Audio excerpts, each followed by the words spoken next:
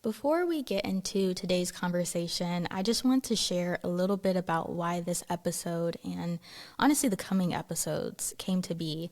One thing I've noticed over the years, both personally and through conversations with listeners, is that a lot of people still think therapy means one thing: talking about what happened over and over again and being in this deep emotional state the entire time.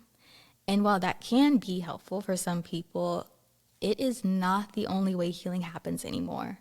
The field of therapy has evolved so much, and many people don't realize that there are now trauma-focused therapies that don't require continuously retelling the event or being extremely emotionally expressive in order to find relief. These therapies, there are therapies now that are just more structured and more forward focused, more solution oriented, and oftentimes more time limited, like just 12 weeks or 6 weeks, etc. So this led me to start intentionally introducing different therapy modalities on the podcast.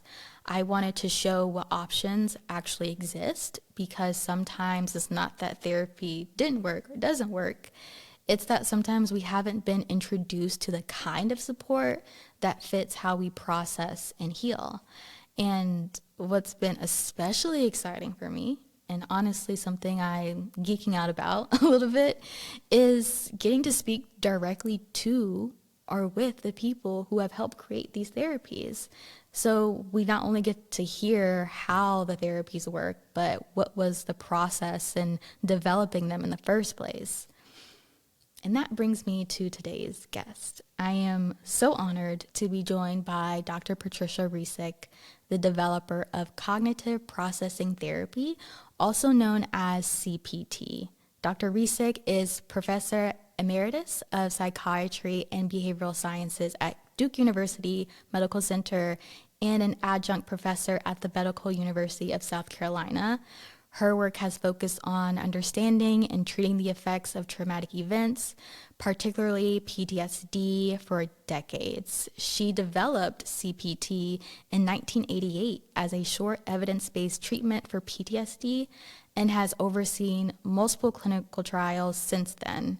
CPT is now considered a first-line therapy for PTSD and has been translated into multiple languages, used across the U.S. Department of Veterans Affairs, internationally, and in communities around the world.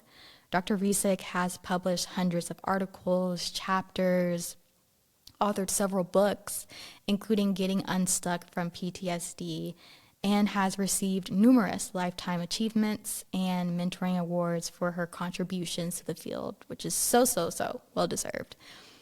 In this episode, we're not just talking about CPT, we are talking about how it came to be, who it's created for, and how healing can happen without forcing yourself to relive pain or be someone you're not in the process. So whether you're exploring CBT for yourself, curious about options for a loved one, or simply wanting to understand how trauma-focused therapies have evolved, this conversation is here to offer clarity, not pressure. So let's get into it.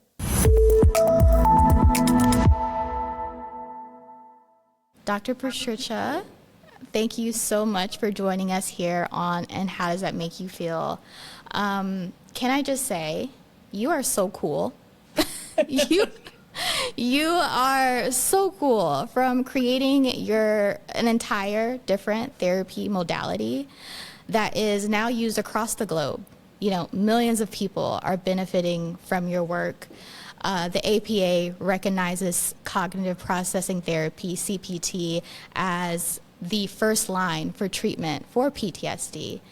And I love that I'm able to speak to you, not only to kind of geek out a bit about that, but also to thank you. And I do want to take the time to sincerely say thank you so much for the countless of hours, months, years that you've dedicated and contributed of your life to helping others thrive and live. A lot of people have a life because of your work, and that is...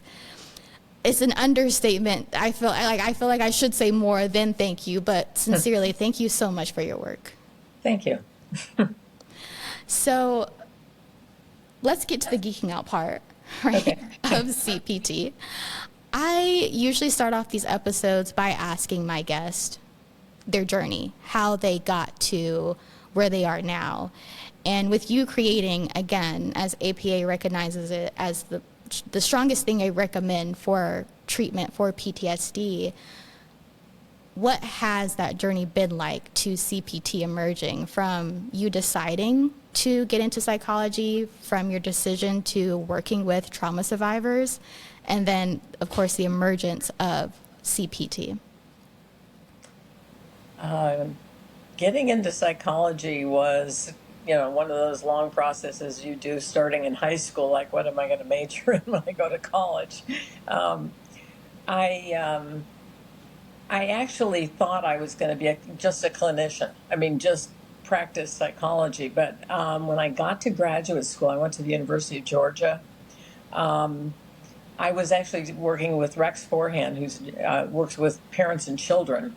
And I did my master's thesis in my first year with him, and he taught me how to write psychology. He taught me how to do research. It got published right away. I thought, oh, this is easy, but little did I know. um, but anyway, I just fell in love with research because I thought it could affect more people than one at a time. And and I was always interested in treatment research. I mean, there's no doubt about that for me. I wanted to help people, but on a different level, with developing therapies that actually work. And that's kind of the way that Georgia was set up. It's one of the few schools back in the 1970s that was really very evidence-based. And that's why I chose to go there, because there were not that many graduate schools that were teaching, behavior therapy. And during my internship, I went to Medical University of South Carolina and the VA, and they were in the process of some of my colleagues were in the process of setting up one of the first rape crisis centers in the country. And this is back in the mid 1970s, and one of my colleagues said, "Would you like to become a rape crisis counselor?" And I said, "Sure. What's that?" And so I was in the first batch of rape crisis counselors in Charleston, and ended up getting calls in the middle of the night and going down to the emergency room and sitting with rape victims, sometimes for hours and hours while they waited to be seen, and saw how badly they were treated. And then, of course, I wanted to know, how do we help them? Fortunately, about that time, I was getting ready to go back to Georgia to finish my dissertation. The NIMH funded $3 million to study rape. I mean, and back in 1970 dollars, that was huge. Yeah. So Dean Kilpatrick, one of my colleagues, and I wrote a grant, and back then we didn't even know there was literally nothing in the literature. One of my classmates and I went. This is prior computers, mind you. We went through all the issues in the library of psychological report or psychological abstracts, and we could only find 4 articles total on the topic of rape. Yeah, and 2 of them had to do with victim precipitation, meaning the victims caused it. One of them was on pastoral counseling, and one of them was on the interruption of the psychoanalytic process by a rape. That was it. That was the sum total on the topic of rape. So the first study that we proposed was we wanted to see what kind of fear and anxiety, because we were assuming that people would have fear and anxiety afterwards.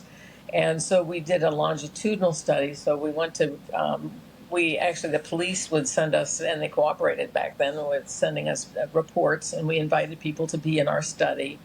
And we looked at them over a period of a year to see how they were recovering. And then I went back, before it even got funded, I went back to the University of Georgia, and one of my professors contacted me and said, "I'd like to also send in a grant application." And we decided to do the same thing in looking at depression. And then part of the study in Charleston was to also try to develop a brief treatment that rape crisis centers could use. We didn't think we could do a randomized control back then. We were wrong, but we let people do this. It's like an open trial. And it didn't, what we were doing didn't actually work any better than just people recovering on their own. So we needed to figure out who's going to get PTSD and who wasn't. There was no PTSD back then. So, I mean, this is a long journey because PTSD wasn't even developed or proposed until 1980 in the DSM. So I started working. Know that. Yeah, so I started working on that, years before there was a PTSD. I was so thrilled when the DSM came out and they actually listed rape as one of the traumas. So anyway, then I took a job and I kept working on these grants that they both got funded. I was flying from South Dakota to either Charleston or Atlanta once a month to work on these projects. And then finally took a job at the University of Missouri St. Louis. And again, I did a study to begin with, another longitudinal study trying to figure out who recovers and who doesn't. And I was looking at both rape and robbery victims and seeing what's the differences there, like first degree robbery versus a rape. And I also looked at male and female robbery victims. And then the second study I did after that was I got funding from the university, not from NIH. Well, so while I was doing that study, I got funding to start to develop a treatment.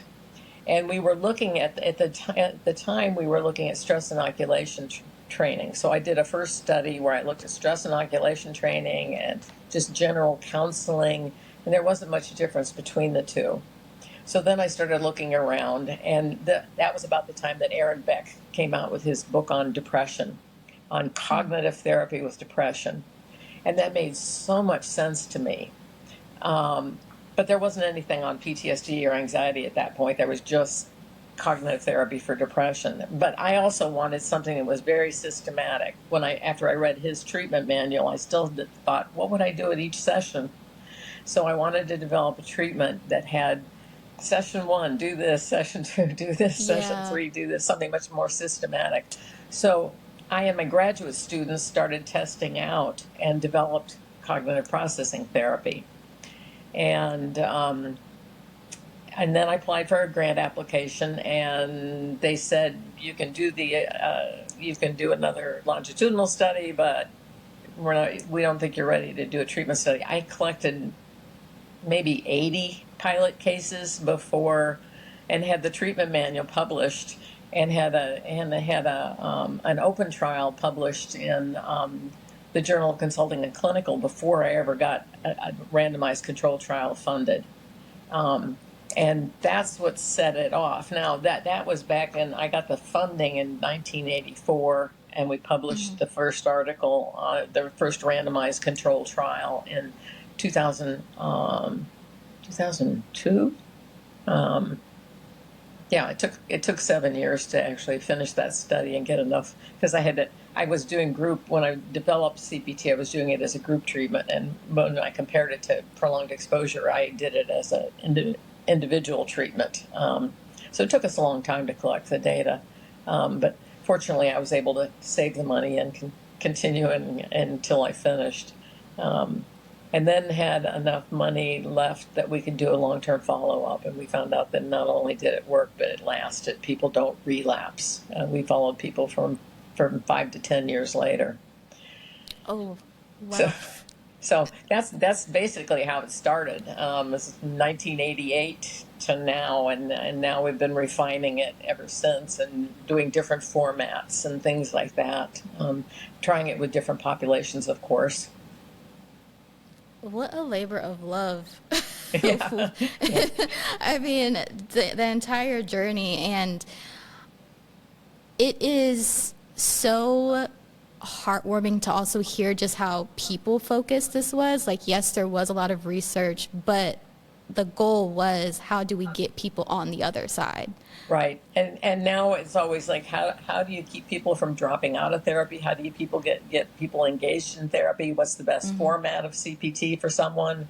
I mean, we're looking at, and lots of other people are working on CPT now. There have been maybe thousands of articles written on CPT. There have been 47 randomized controlled trials, which they're pretty hard to do because they're very They're very technical, and you have to have a lot of components to it, so you really need a big grant to do it.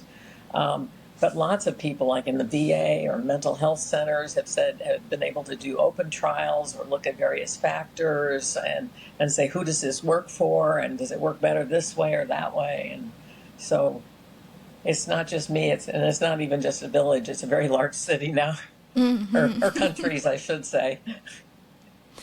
Was there anything in particular from when you read the book about cognitive processing or cognitive behavioral therapy for depression that you were like, oh, this is what's missing? Like, this is the key to treating PTSD? Right. When PTSD was first introduced, it was put in with the anxiety disorders. And so everybody was focused on treatment of anxiety and fear and anxiety. And so they were doing exposure therapy, basically, because that's what the people have been doing with anxiety disorders. But when I was working with the women themselves, there were enough of them. And to disprove a theory, all you need is one, right? So I kept running across women who'd say, I didn't fear for my life. I knew he wasn't going to kill me. This was my husband. He betrayed me. Or this was my boyfriend. I felt so humiliated what he did to me. And so, or they felt anger, or they felt, they felt some shame, or they blamed themselves. What did I do wrong? And so it just sort of started lending itself to a more cognitive approach. Like, what are they saying to themselves about why this happened? And how has it affected the way that they're interacting with themselves and the world afterwards? So it's not that people don't have fear and anxiety, and I think some people would do better with prolonged exposure, which is the other main therapy that's done. But I think if you have a lot of guilt and shame, it does better to do CPT, because you're really getting into how they're thinking about it and how they interpreted the event at the time, and then how do we help them get past that? Because of course nobody's responsible for being raped. That's something that happens in spite of them, not because of them. Right, which was wild that the two articles you found were victim blaming. Yes, I was furious when I read those. It's like, as if men have no choice, Great, and yeah, we'll put a pin in that, because that is absolutely wild to me. But it's so interesting that you said that the way that the PTSD was showing up for a lot of them were the negative self-talk, the self-blame, the shame, and the guilt, versus, I guess, like flashbacks. And like you said, like the anxiety and the fear. I think for a lot of people, even myself, when I think PTSD, I think flashbacks. Yeah. I'm not thinking someone dealing with shame. Is that the emotional state that is pretty common for people when they are introduced to CPT? Yeah, I mean, you're going to have a combination of the flashbacks maybe being based on fear, because but very often what people flash on is the moment before the event happens. And there was researchers over in London that looked at flashbacks themselves, and it wasn't the event itself. It was the moment before that they were most likely to flash on. And that's the moment where, oh my God, this is going to happen to me. I can't stop it. And this is where the self-blame comes from. I should have known. I should have done something different. If only I had done this, or if only I had done that. So that's where all that thinking then comes from, is how could I undo this? Or how can I prevent it from happening again? Because I must have made a mistake. Because if we live in a just world where good things happen to good people and bad things happen to bad people, then I must have made a mistake. Now, I think most adults don't believe in a just world, but we're all taught that as children. So it's in the backs of our heads. You don't tell your children, if you behave, things might or might not work out. Or if you misbehave, you might or might not get punished. But so we're all raised with that by our parents, our teachers, our religions, our schools. I mean, it's just like, it's just part of like behave and things are going to work out. Misbehave, you're going to get punished. And as you get older and your brain starts to develop more, you see all those exceptions. You don't blame people who have bad things happen to them. So, but then a bad thing happens to you. The first thing you do is go back to that original thought. It's like, what did I do wrong? Ooh. Yeah. Yeah. So, You do. and I'll ask audiences, is there anybody in the audience? I've had audiences of 500. Is there anybody in this room who's never said to themselves once, why me? No hands go up. I say, you own the just world hypothesis, the just world theory. Why me? Why not you? Yeah. Yeah, you think It's you're life. immune. That means you own it. You own that just world belief. So, like, day to day, Yeah.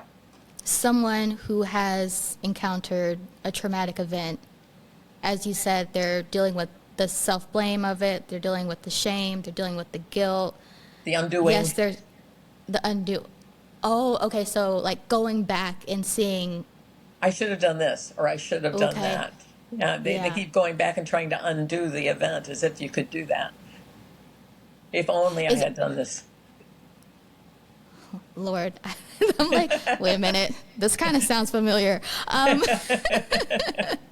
So what are some other things that people are probably misinterpreting, like their reaction to that traumatic event, as like a personal flaw? I think we, of course, got into it with the whole self-blaming and what could I have done differently.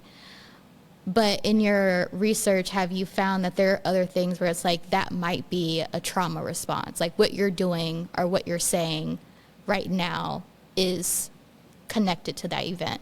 Well, I mean, there's two kinds of thoughts we work with, and we start with the event itself, and that's where you see a lot of that self blame or something. The other thing that people can do is get angry at the wrong person. Erroneous, other blame. Your father abuses you, but you blame your mother, even if she wasn't there or didn't know about it. Safer target. You blame the sergeant because he sent you down that road and then the IED went off.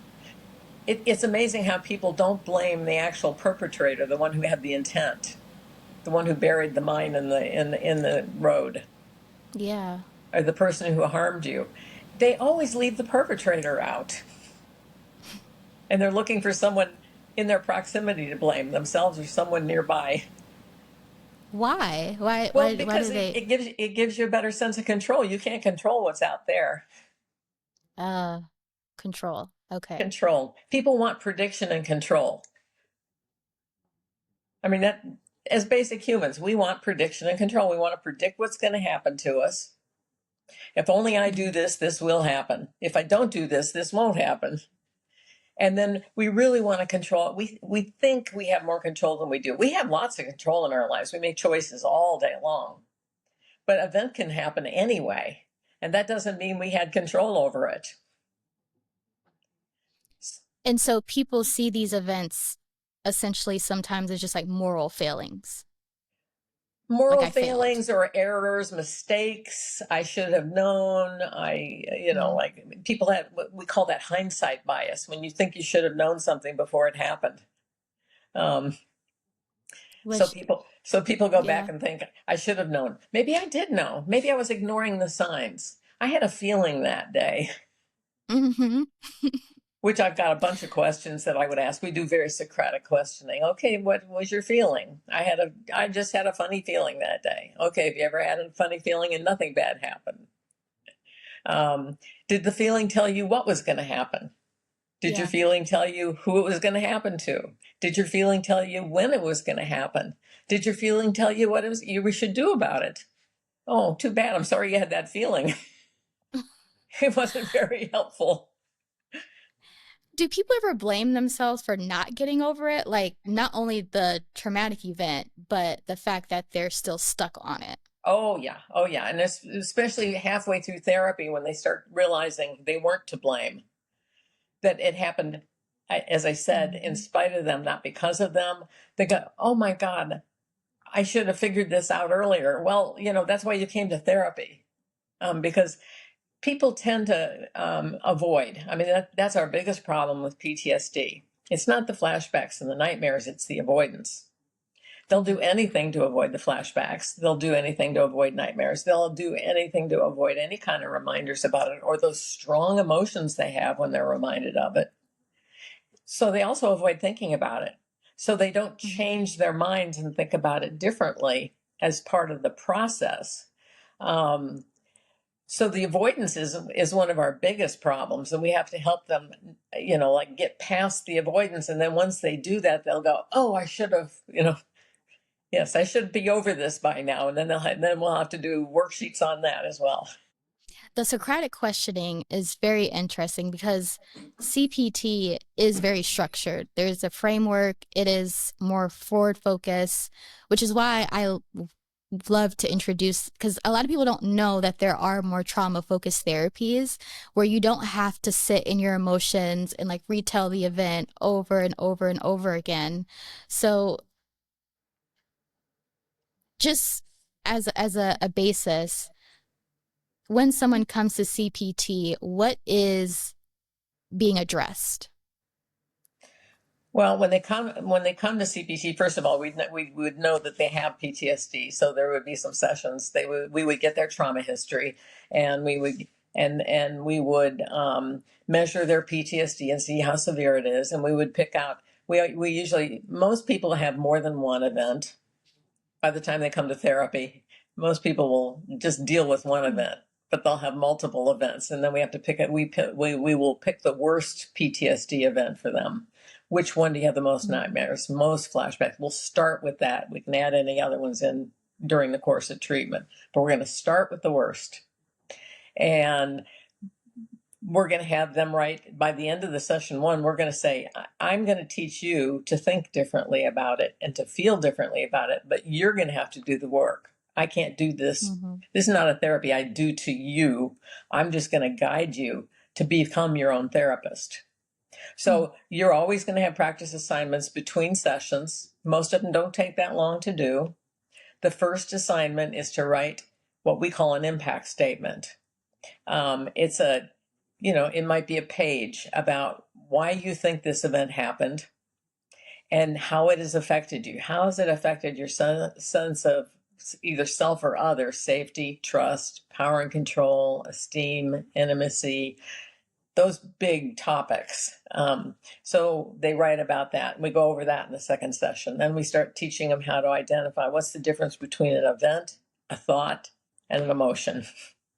And it's amazing how many people think thoughts are actually facts.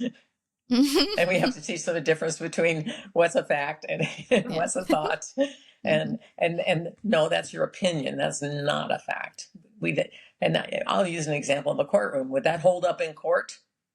If that's just your opinion? No, it would be the facts. The fact is you had this event happen. Your thought about it is the thing we can change. And if you change your thoughts, then your emotions naturally change. We don't tell them to change their emotions. We work on their thoughts because thoughts change emotions. Now, there are also these natural emotions that people have, like fear, that they just need to let that run its course. Or maybe they felt angry. I mean, there's a lot of people, when we talk about a fight-flight response, the fight response goes with angry. And we have a lot of people in prison with PTSD. So they have to let their anger run its course. And that can be a natural emotion. The anger can also be manufactured. It can be used to push people away. It has lots of functions, but anyway, there are these natural emotions that you don't have to think, you just have them automatically. But the ones we work with a lot in PTSD are the ones that, our jargon is to say they're manufactured. You have a little factory in your brain that's producing these thoughts. And as long as you keep thinking that, you're going to keep feeling the same way. So if you keep saying it's my fault, you're going to feel guilt. And so we're going to say, and ask those questions, which I said are Socratic, but we're also using worksheets, and they by a few sessions in, they're getting whole lists of questions to ask themselves. And homework to take home. Homework to take home, do every day. Pick out one of your stuck points, one of your thoughts that you have about the event, and then answer these questions. Mm-hmm. So we'll be asking questions, and we'll start doing it for them or with them in the session. Like, okay, you're saying it's your fault. Why is it your fault? I let it happen. How did you let it happen? What did you do? You just said, okay, do it.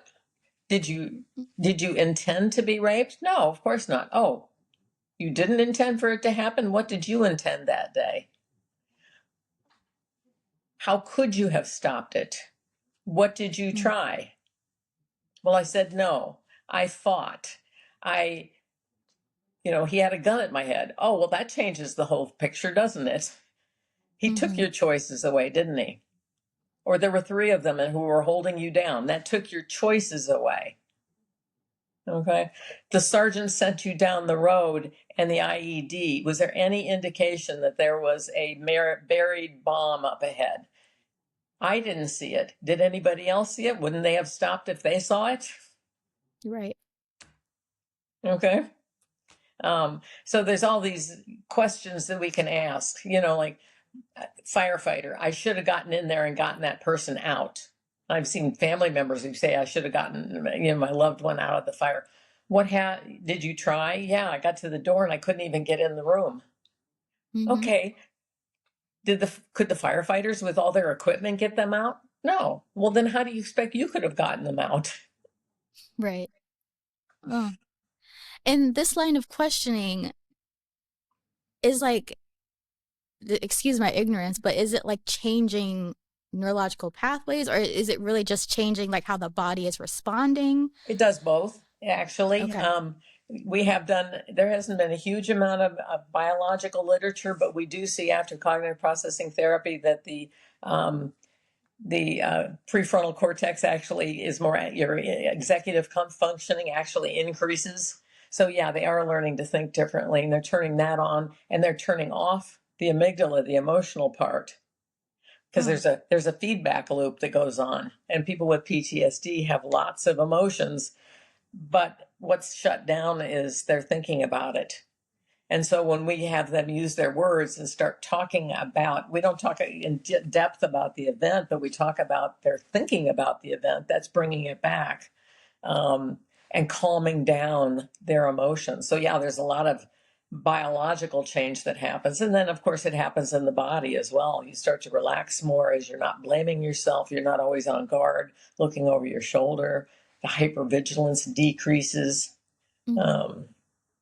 So, yeah, it does. Changing your thinking can change lots of things. Which is so fascinating. The mind is powerful. Yes, it is. It's like, so it is the most fascinating thing, but it makes sense that changing your thoughts will then change your life pretty much. Yeah. And you mentioned how a lot of people are surprised, or what surprises them is like differentiating thoughts, feelings, and facts. Mm-hmm. Is there anything else when they're going through CPT that surprises them? Very often there's an aha moment, and I always warn the therapists that I'm training, don't take credit for them. They get the credit. They figured it out for themselves. Mm-hmm. So their aha moment might be, oh, I couldn't have stopped the event. There wasn't anything I could do about it. It happened just the way it happened. And then it's a matter of like coping and not coping, and don't use alcohol to avoid anymore.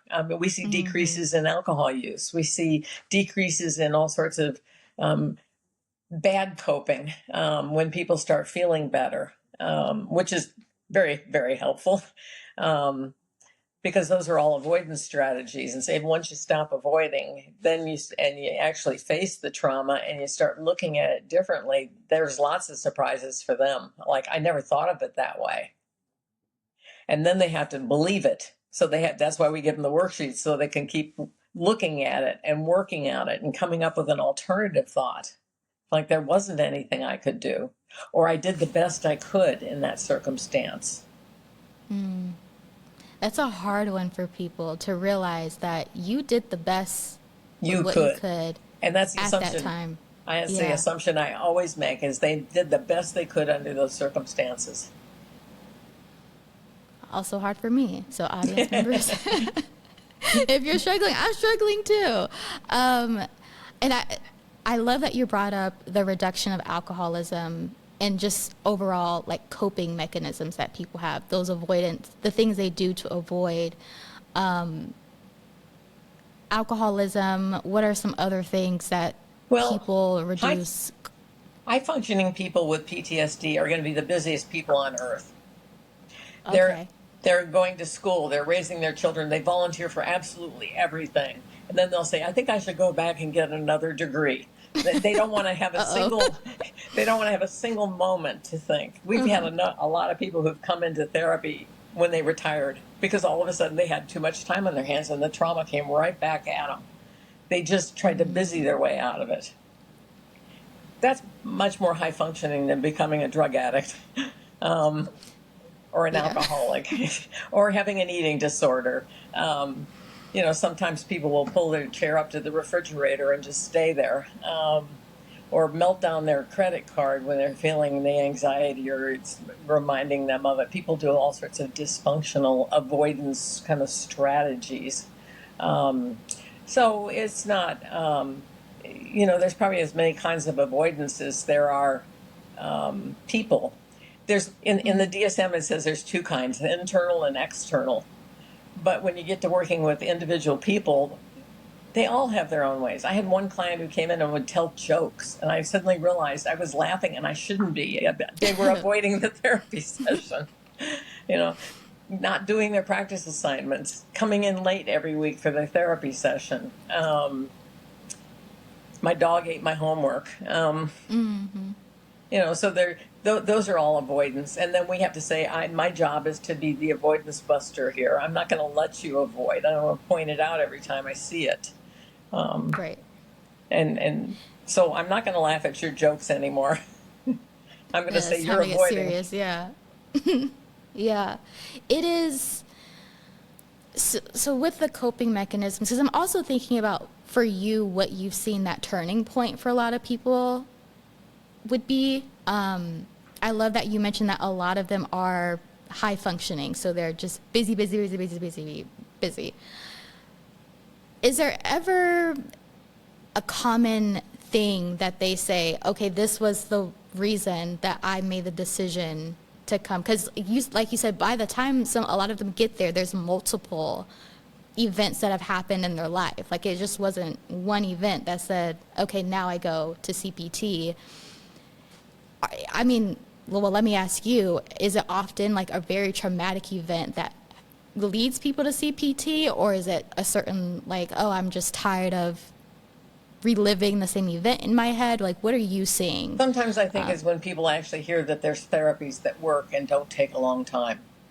Okay. Yeah. So, I mean, that's why these things like podcasts can be very helpful, because people hear, like, you might need only 6 to 12 to 15 sessions.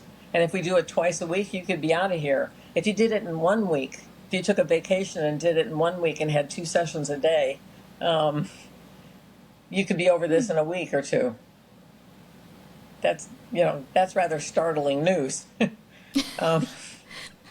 We now have a self-help book out, that's CPT self-help. If they can't afford therapy, if they can't get to a therapist, if they can't take that kind of time off from work. So we have a self-help book so that people can do it for themselves. But that takes some discipline to actually sit down and go through that book and write all those exercises out. But if they do it, we're getting the feedback they're getting better. And now they're starting to do research on the self-help book. I usually at the end I ask them, like, is there anything people can do at home? Because sometimes therapy isn't as accessible, unfortunately. Yeah. And is there anything people can do at home for relief? Yeah. Well, So thank you for mentioning that. Yeah. that's one. Yeah. What do you feel is the main reason that CPT works and maybe other certain therapies don't? Like, is there a certain pain or factor that makes CPT so effective versus other modalities? Well, there are other therapies that work. So I won't say Yeah. that there aren't, but they're all getting people to focus on their trauma and think about it differently. Now, whether you do it by repeating the event over and over and over again, that's going to decrease your emotions. So then you can think about it differently. So it's just coming at it different ways. But there are a lot of made up therapies that have no evidence to support them whatsoever. Um, so I would say buyer beware. Make sure that you mentioned the American Psychological Association. There's 4 or 5 different treatment guidelines. The VA, DOD treatment guidelines also say CPT or PE, prolonged exposure. There's the NICE guidelines. They're over in Europe, and they've got CPT listed as one of the top treatments. But if you can't find it on one of these lists, that I would be leery of going to a therapist who say, I'm going to do body massage with you and that's going to get you over your PTSD, or I'm going to treat you with just a dog or something. Those things can be helpful. Any kind of treatment is going to have some effect because it's what we call the non-specific effects of treatment, and those can be powerful. But what Yeah. you really want to do is get something that's above and beyond that.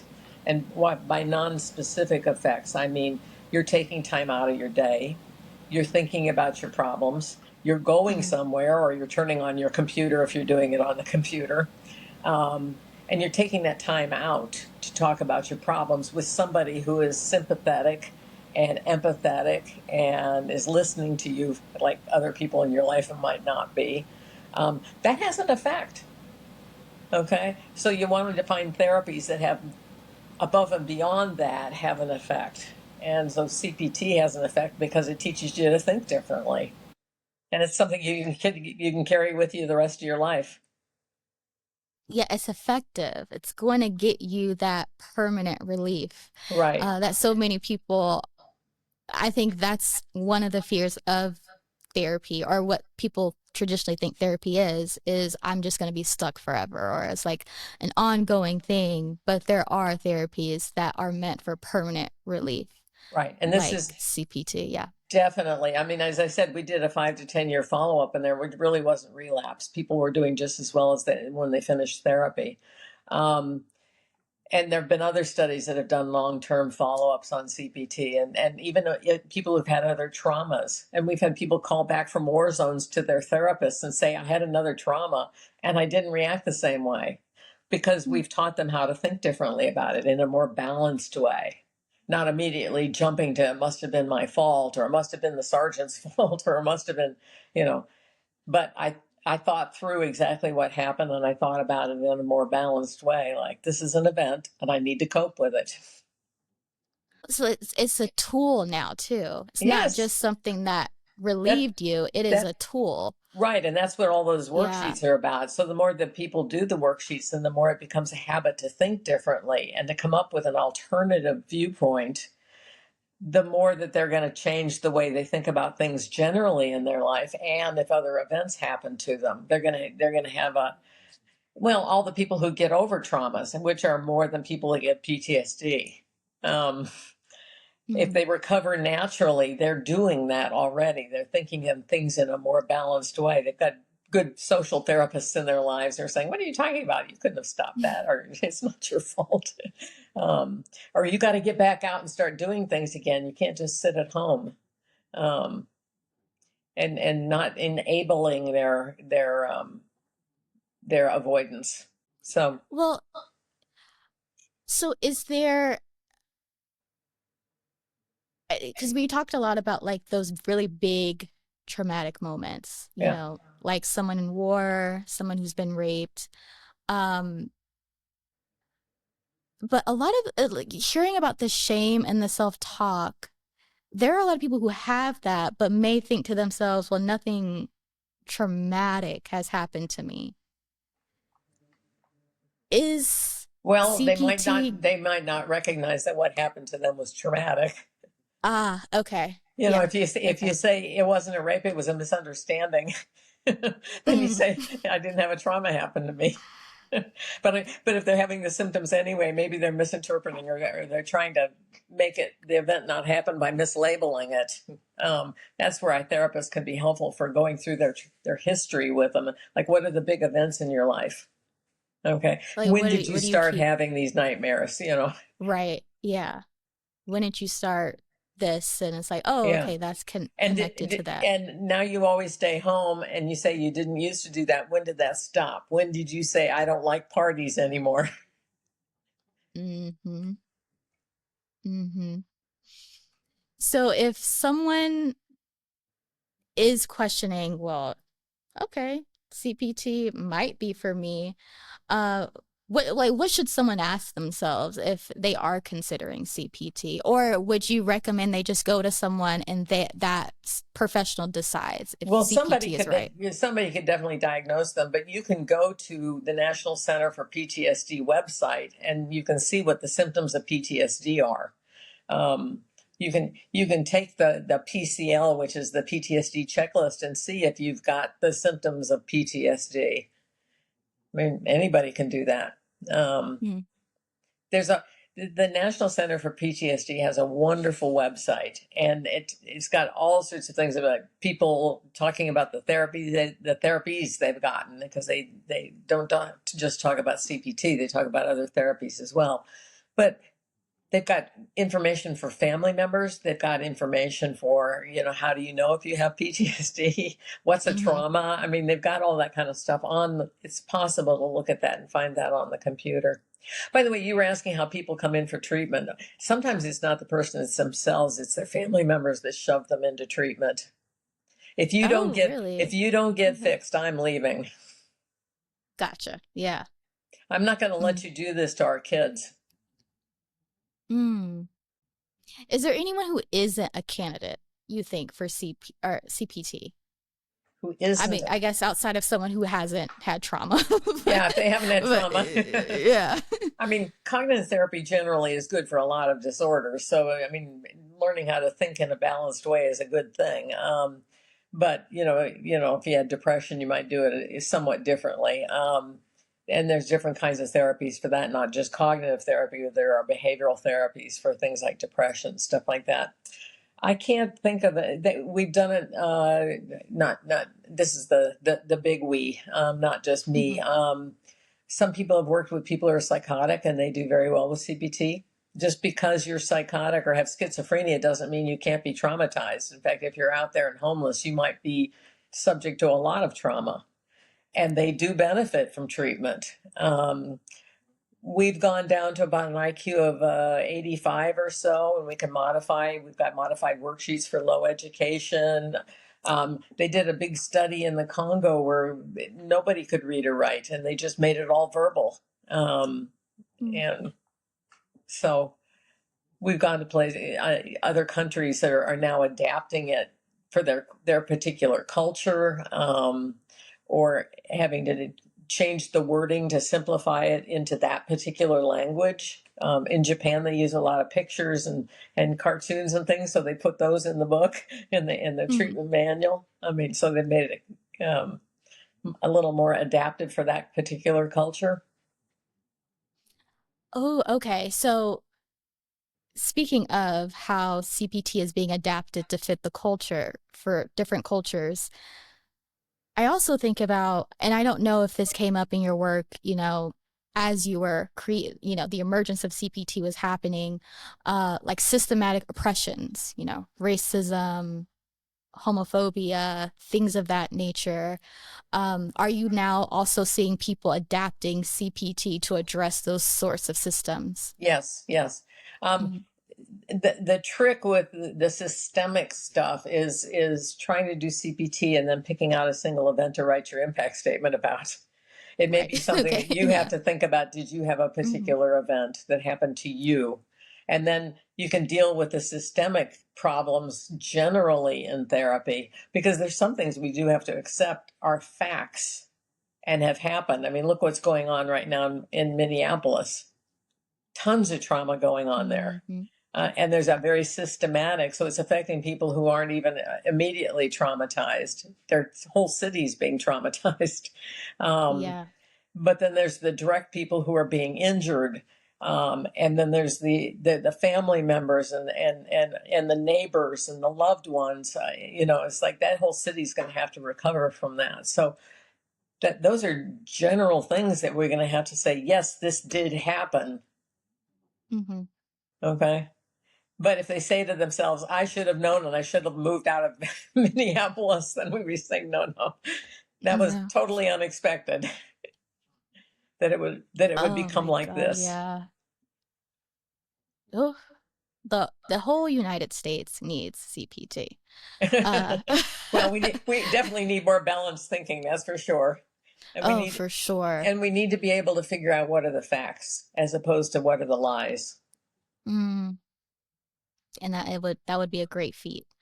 If a listener is unsure whether they're ready for CPT, what would you say to them? Well, I would say take a look at the website, the National Center for PTSD. You can just type that in your and look at some of the stuff on there.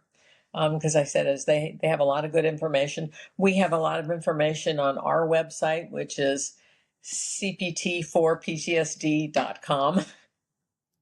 It's all just kind of shoved together, small letters, CPT for PTSD. So we have stuff for in our resources page. We even have a video of somebody receiving CPT. It's called 10 Sessions. It was on another podcast. It was on This American Life, where somebody got therapy across a 2-week period, and she recorded the whole thing and turned it into a podcast, so people can actually hear what happens during therapy. And you can just click in our resources page and get to that. There's lots of information about what's PTSD, what is CPT, like a whole list of places where you can find therapists. And then we have the information about the self-help book there as well. Awesome. Amazing. Yeah, which is a paperback book. It's not that expensive. I am definitely going to check that out because, I mean, on this podcast, I've showed people me doing NET, a little bit of vulnerability there. So I would love to see someone recording themselves actually going through the process of CPT and just get a bit of an insight into what they're experiencing and also how they're feeling as it's going on. Yep. Is there anything you wish people understood about trauma recovery that is often missed or a myth? Oh yeah, there's a number of myths. First of all, not everybody gets PTSD who has trauma. The majority of people recover. And I think there's a myth, if you have a trauma happen, you will have PTSD. That's not true. It's about 10% get PTSD. And usually, as I said, the ones who come into therapy have had multiple traumas. Another myth is that if you have PTSD, you're stuck with it. I mean, I see that on television all the time. Like, they act like there's no treatments out there. I have PTSD, I'm going to have it forever. No, you don't have to. And that's why we're doing things like, I mean, people are in the process of building websites where you can do treatment online, or the self-help book, or other kinds of resources if you can't get to a therapist. Now, some people are so avoidant, they really need a therapist who's going to stand behind them and not let them avoid. You set up an appointment, you go to the appointment, they're going to keep you on track. So I think some people really need to go see a therapist. Veterans can get it at any VA. Every therapist in the VA should have been taught to do CPT or prolonged exposure. And if not, they should refer the person to someone who can do it. We have VA hospitals all over the country, and VA clinics, when they're too far out, but they can also do it by telehealth. So if you're too far away from a therapist, you can do it on the computer, and it works. We've already done a bunch of studies, and it works just as well on the computer as, and we do it in groups. We can do it individually. I mean, there's just all sorts of formats. And mostly we do variable length, which means you only stay in therapy as long as you need it. Some people are done by 7 sessions. That may be all they need. If their scores have come down and they don't have PTSD and they've got those skills, then they maybe write their final impact statement and that's it. Some people may need more than 12 sessions. They may need 15 sessions. Maybe they have a more complex history and they need to tackle another trauma that's totally different than the first one, where they have different sets of stuck points, thoughts that keep haunting them. So we're trying to make it a therapy that adapts. I mean, it's got a format, but the worksheets are empty. You fill them in. So everybody's got their own story. Everybody's got their own history and their own thinking patterns. So that's why it's adapted to other countries so well, is because we're not putting anybody's thoughts or culture in there. We're letting them do that. Which even more in itself is amazing that you created something that is so adaptable, you and your team. Speaking of your research though, a little kind of going back, has there ever, as you've been doing this research, something that has surprised you the most with your work? I think when I look back, I'm surprised how close we got it on the first round. I mean, if I go back and look at that first book we wrote, the bones are there. I mean, the newest manual is of course a comprehensive manual, so it talks about lots of different kinds of traumas, and we have these different formats now, but the bones of the therapy have always been there. And so that kind of surprises me that we managed to come up with something that was structured and kind of hit the nail on the head. We're just learning how to do it better and make it available to everybody. Oh, and also go dogs. I forgot to say that. I think I put in my email to you. I am also a UJ alumni. I went to business school though, so I didn't do the psychology, but love that I have a UJ alumni who is quite literally saving the world. Well, I wouldn't go that far. But you've done such amazing work. I mean, you and your team have truly changed the trajectory of millions of people's lives. And especially now, I love that you mentioned, what's happening in Minneapolis. And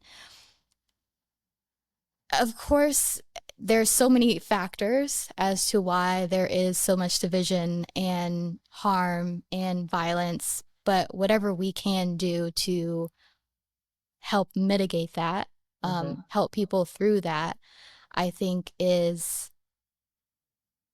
I will never not be grateful. And so thank you again. Where can people find you if you want to be found? Where can people connect with you? I know you mentioned the CPT for CPT PTSD to learn more. That's the best place. I'm not doing therapy myself anymore, so don't contact me to be your therapist. I'm retired. But yeah, the best place for looking for a therapist or looking for accessing research is in the resources page. If you're interested in reading anything about it, you can just click on an article and it'll just pop right open and there it is. So if you have access to a computer, that's probably the best thing to do. You can email and ask if there's any therapists in a particular place if you can't find one. Therapists who are interested in training, and there's also sites on the website if they're interested in getting trained in CPT. Workshops, consultation that follows that. There's different levels that people can do in terms of their training. Amazing. Any final words that you have for listeners? I think my final words is don't believe that you can't get better. You can, but it may take some work. And if something has just happened to you, don't run away from it. Don't hide. Don't avoid. Talk to people. Share your feelings. Share your thoughts, even if you think they're crazy, because somebody can help you think through it and maybe think through it a little bit differently. Not everybody needs a therapist. People have loved ones in their lives who can help greatly if they don't hide from them or push them away. So that'd be my advice. Emphasis on you can get better. Yep. There is a different way of living accessible to you. And it doesn't matter how old you are or how long ago the trauma happened. Preach, please. Don't think your age is a factor. No, when I was at the VA, we were treating back when I was at the VA, we were treating World War II veterans. And then we were treating Vietnam veterans, and then eventually we were treating all the Iraq and Afghanistan veterans. Well, yeah, there's no age, there's no time limit on changing your mind. and I think the other thing is for people just to understand you can change your mind. You don't have to think about it the same way. Mm-hmm. People change their mind about lots of things. You can change your mind about the trauma. I wish a lot of people would understand that they can change their mind. It's okay. Yeah. It's safe. It's possible. Yeah. Well, thank you, Dr. Patricia, so much again for being here, for letting me geek out a little bit, for teaching us about CPT and your journey. And gosh, what else do I want to say to you other than thank you? I just keep saying thank you. You're welcome. But all right. If I had to share what I hope you receive from this episode, outside the obvious, of course, what is CPT, it would be that there isn't one right therapy or one correct path to healing. There are so many options out there for many of us, and struggling doesn't mean that we're failing. Just sometimes it means that the kind of support we need hasn't been introduced to us yet. Hearing directly from the people who help shape these therapies reminds us that they were created in response to real human experience, not to fix people, but to meet them with more understanding and less self-blame. So before you move on with your day, I'll leave you with a question to reflect on, now or later. What kind of support would feel most respectful of how you think and process? You don't need to answer it, but if you choose to, feel so inclined, you can go ahead and leave your reflection in the comments or on social media using the hashtag #AtMyth, which is just the first letter of every word in And How Does It Make You Feel? Thank you for being here. I thank Dr. Resick a lot, but thank you for being here. And until next time, be kind to yourself.